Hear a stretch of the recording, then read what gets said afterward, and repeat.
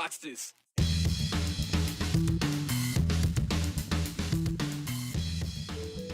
Your cell phone. It's certainly a convenient way to communicate, but there's a lot it's saying about you, maybe without you knowing. And there's a lot of other people who do know about it, and about you too, like where you've been. That information is at the center of another federal lawsuit in Idaho, and it has to do with abortion care. Another hot something summer is sliding into the school year, not in a good way. Apparently our school's cooling systems aren't handling this heat very well, or at all. And is the old wives' tale of a hot summer equals a cold winter actually true? These increasing temperatures are having a deadly impact on trees in the Boise National Forest, but that's not the only thing hitting them hard. Specifically, these trees along Highway 55, what's turning them brown? The feds chose Idaho as its first foray into abortion access lawsuits, suing the Gem State over its triggered near-total abortion ban. Well, Idaho is again the canary in the coal mine with regard to abortion access. For the first time, the Federal Trade Commission is taking a tech company to court for selling data that could track people to sensitive locations. You know, places like a domestic violence shelter or an abortion clinic in another state. Places someone may not want or may not know they are being tracked.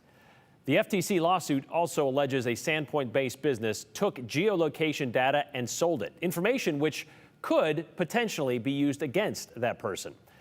It's data being kept on all of us. You should know this. And it's being sold around the world by brokers. Kochava, the Idaho company being sued by the FTC, says this is a premature lawsuit based on a misunderstanding.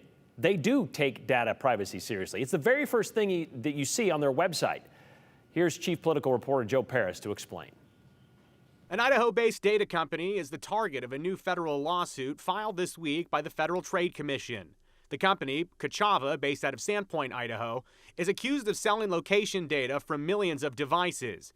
That data, the suit says, could be used to track people going to sensitive locations, like abortion providers, domestic violence shelters, and religious centers. The suit alleges that Kochava acquired and sold data that tracks people, thus allowing others to identify those people and their daily habits, like where they're going to and from. The suit says that this exposes people to threats of stigma, stalking, discrimination, job loss, and even physical violence. And the lawsuit is looking to stop Kochava's sale of that sensitive data and require the company to delete some information. According to the complaint, the FTC alleges that Kochava's sale of geolocation data puts consumers at significant risk.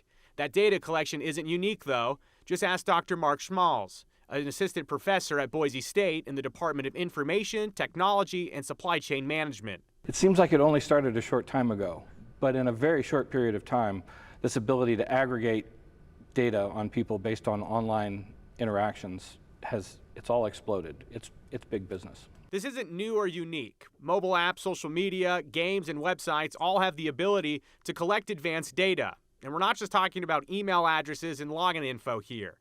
Many times, too, users approve data collection without even realizing it. They can track pretty much anything, any place you go, and the paths you take to get there while you're using the app.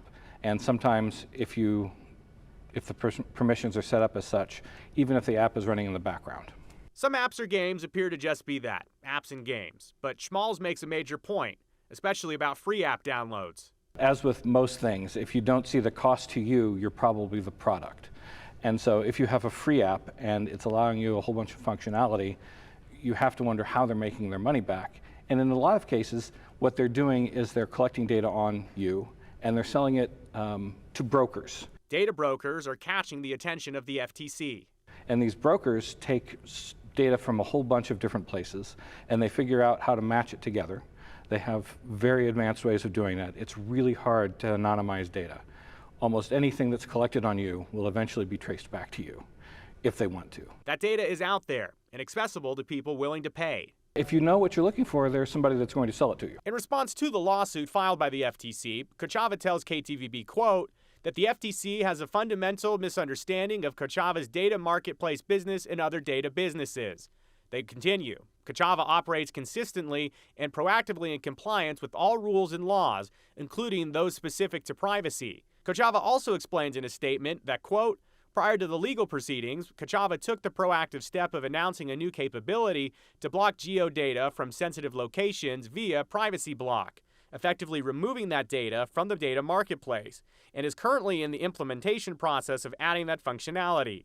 They add, quote, Kochava sources 100% of the geodata in our data marketplace from third-party data brokers, all of whom represent that the data comes from consenting consumers. The lawsuit between Kochava and the FTC will play out, but the reality of data collection continues, something most people might not understand the extent of. But those that do understand the extent of the data collection these days have a decision to make in terms of balancing privacy and using those popular apps and sites. It's difficult. It really is difficult because there's so much of what we expect to do in our daily lives that seems to require the use of these devices, and that we're sort of being trained to sacrifice some of that personal information about ourselves, private information, for the sake of using these devices. So it's tricky territory. We're all so dependent on the phones and the apps these days, but as you heard, they come with the price. So we'll keep an eye on this suit. This comes, though, as the FTC is getting more serious about data collection and privacy. They're talking about expanding protections and ways they could change the law. But Brian, really the way this comes into Idaho politics in the state of Idaho is this is part of the conversation right now about could people from Idaho be tracked if they go to Washington or Oregon to get an abortion? And there are concerns from some in the community that this data being so available out there, someone could easily show, yes, person A did drive across the border, go to Bend, Oregon, and get whatever done. That doesn't mean that they committed a crime necessarily. However, there are ramifications. There are groups out there that would like to intimidate someone based on what behaviors they have. And we're not just talking about abortion here. This could be someone looking to target someone for their religious beliefs or political beliefs. I mean, you could even have something silly as, you upset your neighbor and they're going to look in to see what you're doing. There's a lot of data out there, and if you know how to access it, it can be dangerous. That's why companies are being charged by the FTC to really take care of the data. But again, as we heard from Kochava, they say they're very serious about it and that they are working on these problems that the FTC has identified. Well, even when you log on to their website, it says, we value your privacy. It's a disclaimer right at the top. You either agree or you go to more options, and you don't agree. So you don't have to allow access to your information, at least on some of these apps. You can decline. You may not get the access you think, but you can always opt out. And a lot of these services and these apps, as Brian highlighted, it'll come up, it'll ask you to accept something, and there'll be a lot of tiny print. Yep. I know that for me personally, sometimes you just go, yep, whatever, I want to use your website. Well, there are consequences. So even if you're using a free app, if you care, take a look at what they're collecting. Some people, they just don't care. All right, read the fine print. Thank you very much, Joe. All right, sort of an update or maybe kind of a correction. We were caught off guard a bit during a phone call to the city of Huetter last week. It was a random phone call to find out more about the town that lies right along I-90, smack in the middle of Coeur d'Alene and Post Falls. Both those towns are kind of growing together and shrinking the town of Huetter a little bit. I mean, it's still the same size. We already know it as Idaho's smallest city by acreage, just 30 acres. It's a sub-city of about 100 people or so. It's a rental community, meaning most of those 100 people who do live there, well, they don't own the place where they live. And during that phone call, one of the people who owns property and a business there told us this. No, we no longer have a mayor. The last mayor sold his house and moved away about 3 years ago. So there hasn't been a mayor or a city council since. So basically, because the mayor moved away, there's nobody running the town. Right. How does that work? Well, no, there really aren't any services except for the water district. And I'm really not sure who's picking up the checks for that now. It just sort of runs itself. We lost our water master probably 8 years ago.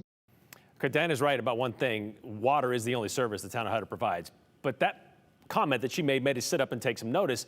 We reached out to Kootenai County. They couldn't give us the name of the mayor, but they did give us some contact information for a Huetter city clerk. However, our voicemails and email went unanswered last week, and still to this week hasn't been answered.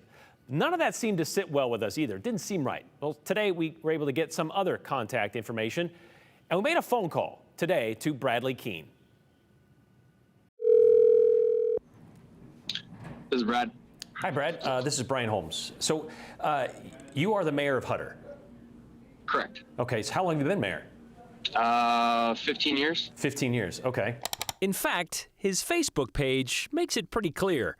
I am the mayor. Do you live in Huetter? I do. Do you own it, and are you a resident there?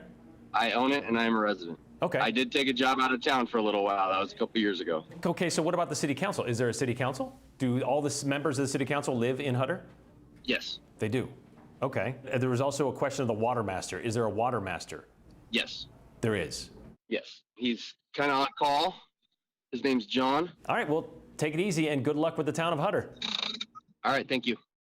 So even a town of about 100 people, it's easy to lose track of them. Huetter has a mayor, Bradley Keene. Like you said, been there 15 years, just not always in town. He even has a house on Reeves Street, one of the 3 streets that are in town. There's an on-call water master, as you heard, and a part-time city council, which has a budget hearing coming up on the 6th of September, which should last all of about 10 minutes since the city's only service is water, and the budget for the city of Huetter is only about $100,000. And for some perspective, the city of Boise's 2023 budget is about $862 million.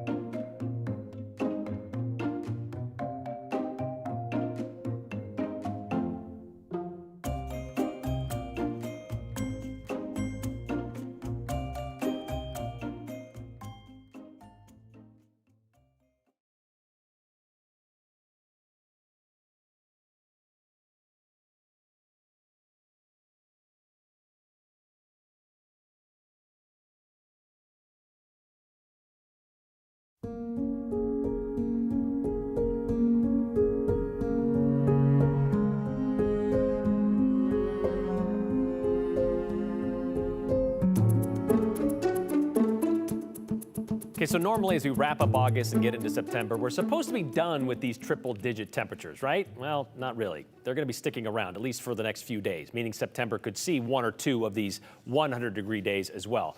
Once winter rolls around, though, we're going to ask this question, we've been asked this question, are we going to see the same kind of extremes that we're seeing now from one end of the spectrum to the other? We've seen it on social media. Richard Todd posted this question in the Idaho Weather Watchers Facebook group. You know, my grandma always used to say, if you've had a bad summer, you're going to have a bad winter. Is there any historical truth to that? You can see that. He says he has a question for Bree Eggers at KTVB. So let's ask Bree, and let's get the answer from Bree. Bree? Well, if Bree's asked a question, I'm going to go into full detail because there's nothing I love more than writing a whole bunch of numbers in a notebook and printing out countless sheets of historical data. But I guess the bigger question is, and I've seen lots of people ask this, what is a bad winter? Is it record cold? When our average temperature during the winter of 84-85 was 47.5 degrees. Is it a record warm winter? That would be bad for some, 56.4 degrees. Is it record snow? The winter of 1916-1917 had 50 inches of snow. So what is a bad winter for you? Is the glass half full? Is the glass half empty? Or what is the glass full of? What I looked at is I took the top 40 hottest summers, and I saw out of that data set of the top 40 hottest summers, how many of those summers were followed by a top 40 cold winter? How many were followed by a top 40 warm winter? And then how many times was there just really no correlation between the two? And that really won out here. Only 7 of the cold winters were a match. 12 of the warm winters were a match. So I guess it's a little more likely it'll be a warm winter rather than a cold winter. But what if a bad winter to you is one with a whole lot of snow? So I took the top 10 hottest summers to see what what the winter season following that hot summer brought us as a total snowfall amount. So as you can see, last summer was 2021 the hottest summer on record. I think this summer, just for reference, is going to go down as number 2, but 22 inches of snow, which is actually really close to average. And out of these 10 hottest summers, there was only one outlier that was not at least average snowfall or below, and it was this one, 2007, when we had nearly 32 inches of snow, which was a La Nina year. Now, when we're talking about La Nina years or El Nino years, those are really the better clues that we can look at to see what kind of winter we might be having. So the Climate Prediction Center looks at those statistical models. They look at the ENSO state. Is it La Nina? Is it El Nino? They look at sea surface temperatures anomalies, and they try to bring us a sort of outlook. Okay, what will winter look like? And here's the outlook we have so far as we're looking ahead to winter. As I zoom in here on Boise, we're kind of in flip a coin land. Equal chances of above or below temperatures, at least in reference to average. And the same is to be said for precipitation. We're in flip a coin land. Equal chances for above or below precipitation. We'll have to see what's coming eventually after these triple-digit days ahead. But we do know that inevitably, eventually, it will be winter. All right, yeah, so the bottom line is ask the Climate Prediction Center, not your grandma, what you can expect for winter after a hot summer. All right, thank you very much, Bree. That was informational. And the fact that we're not done with these triple digits has some of our school districts sweating into September, which is not usual. We have had a couple of you send us messages with ideas on how to spend the state's budget surplus. We're going to do more on that in just a second. But a couple of you suggested we should be using it to fix the broken air conditioners in our elementary schools. Some in Boise, some in Mountain Home. In fact, a friend of a teacher at West Elementary sent us this email saying they've been without AC or a way to keep teachers and children cool when temperatures are extreme for a couple of years. Is it acceptable to teach in these conditions? And more importantly, is this the best learning environment for the children? Well, actually, it's been more than a couple years without AC at West Elementary in Mountain Home. You see, they use an evaporative cooling system, what we like to call a swamp cooler at West Elementary. And according to Mountain Home School District Superintendent James Gilbert, it's the same system they've been using there for the past 25 years. Oh, the swamp coolers are working, and they just don't work as well when it's this hot, he tells us. And no, it's not acceptable to teach or learn in these conditions. Some of these teachers are bringing in fans to kind of help cool things off. However, the West Elementary and the Mountain Home School District, they've had plans to have the whole system replaced with a real-life, brand-new air conditioning system, and it was supposed to be done by the start of this school year. But James said, like a lot of these past couple of years, there's been a shortage of such supplies out there. Either they're not available or they're just extremely delayed. So that new system won't be put in until next spring. How is this new system going to be paid for, you might ask? Well, not with money from the state surplus, but with funds from the feds.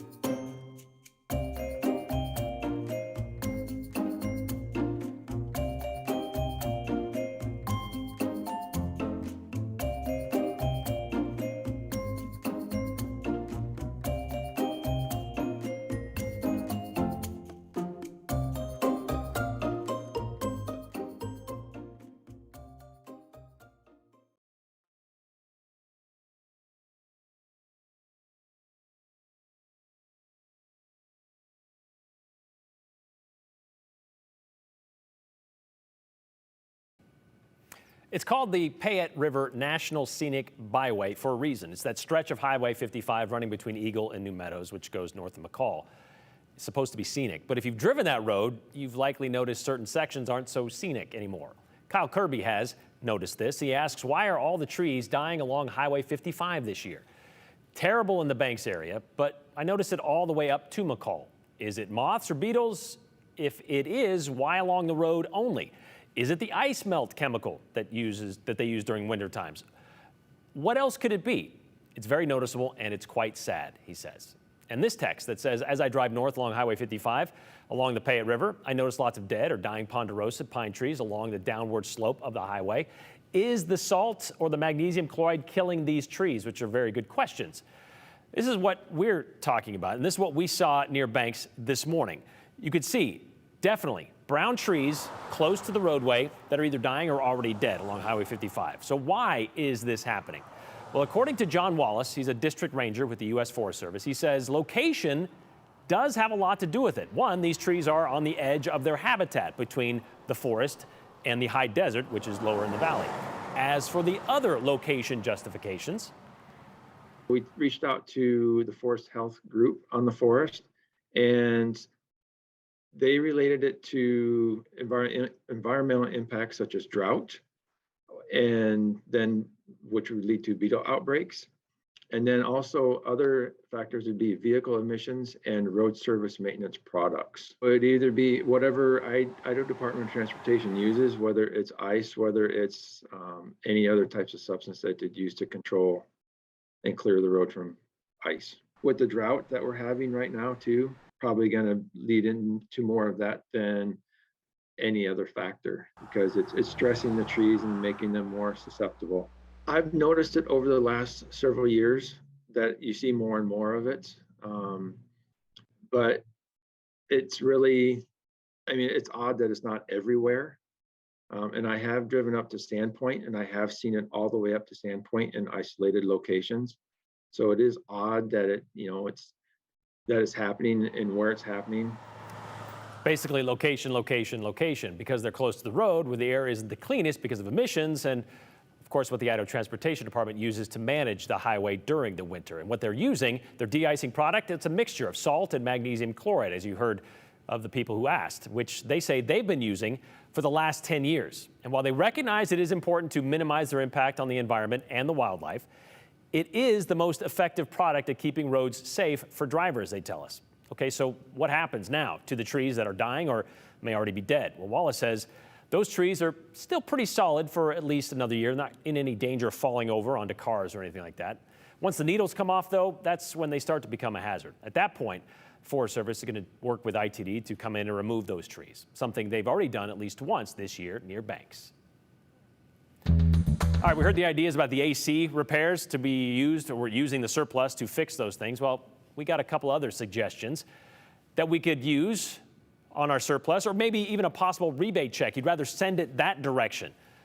That could be hitting your bank account before the end of the year. That rebate, $300 per person, $600 per couple. Yeah, we've gotten a couple of suggestions on where they'd rather see that money go.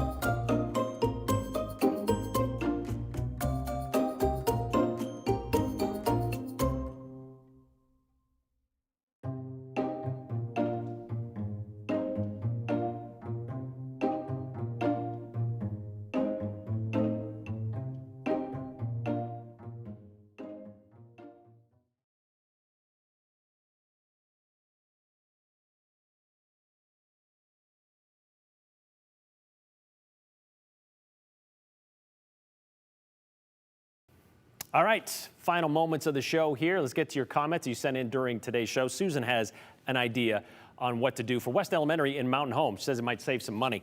Why not replace West Elementary with a new, bigger swamp cooler? A newer, bigger swamp cooler. Oh, and give the teachers fans. The operation costs about 1/3 of the air conditioning. I know, I've used both, nothing like a $100 power bill instead of $300. Swamp coolers, especially in a classroom setting, that's a lot of moisture you're kind of pumping into the place, and you got a lot of paper you're dealing with. That doesn't seem like it would last well and do well for your surroundings. I don't know. Huetter was probably incorporated because the bar needed to be in an incorporated city to get a license. I'm not sure about that one, because aren't liquor licenses given out by the state of Idaho? I don't know that they require you actually being inside within city limits to do that, because I think there are a lot of places outside of city limits that do have bars and saloons, right? Isn't that the case? Bring on the flying cars. No ice melt needed, says David in Boise. That's true. Shouldn't we be in flying cars at this point? At least according to Back to the Future, we should all be in flying cars at this point. I thought.